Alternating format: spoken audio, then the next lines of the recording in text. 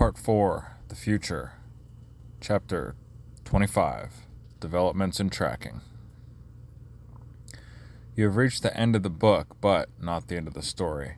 This is the start of your tracking career. Whether you are involved with tracking in your profession or as an art in itself, this book will have given you a good basis upon which to build. I would like to indicate areas that in my opinion will become important in the medium term to people involved in tracking. I can see three main areas for future development: professional, technical, and personal. Professional. When I ran military tracking courses, my main aim was to turn highly trained Special Forces students into potential lead scouts, trackers capable of following enemy forces by the sign they leave with the short or long-term aim of killing or capturing them. If I were to teach tracking today, I would have to adjust the tracking course program to suit various organizations, purposes, or individuals. Bearing that in mind, I have never known anyone to fail a tracking course. The course has been designed with two objectives. First, one needs to identify the tracker with real potential for further training, with the aim of making that individual into an excellent lead scout tracker capable of working alone in a tracking team in a hostile environment. Second, one is building awareness in individuals without tracking potential. Once you become aware of the capabilities of a tracker, you learn to leave as little sign as possible for the enemy to follow your sign and kill you. Taking that on board, you end up with two types of tracker: one who can track and one who knows the capabilities of a tracker. Before teaching students, I would make sure that all the tracking instructors could track. Be very aware of the self-proclaimed experts. This is true in all walks of life. Remember, this is a serious subject, especially if you are training law and order personnel and big game hunters. It could mean the difference between life and death. Don't take instructors at face value. Any sound organization should check out its employees' references and test their experience. You cannot justify running a tracking course on theory only. To check tracking ability, set up a tracking test. Using this book, lay a track approximately 100 meters long without the potential tracker instructor to be tested seeing you do so.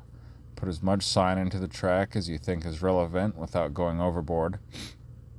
Then get the potential tracking instructor to follow the track with you so that you can appraise his tracking standards. An instructor also has to have the ability to teach the subject on the ground. We call this hands-on in the military.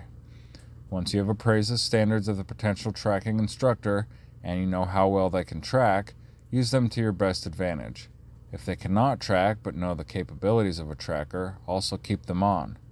As you'll know from reading this book, there are other subjects to be taught for them to take.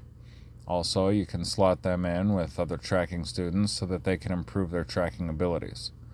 This brings me to an important point. I spent most of my military career in the SAS, where we treated one another like family. We all had something different to offer. I took to tracking like a duck takes to water, but that doesn't make me any better than any other members of the family with different skills. What's suitable for one person is not for another.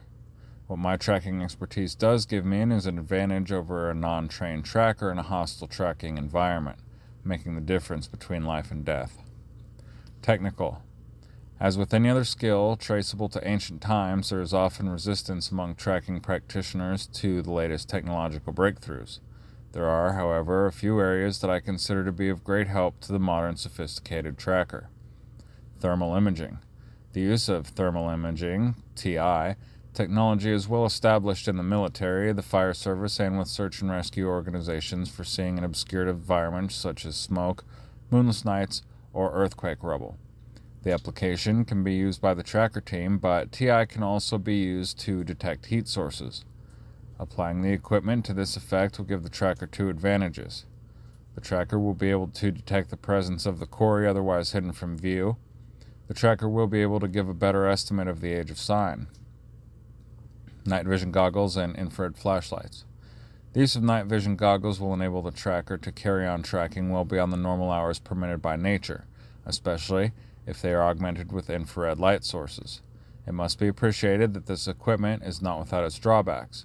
For instance, the peripheral vision of the wearer is severely restricted, and with most designs, the depth of field is very difficult to judge.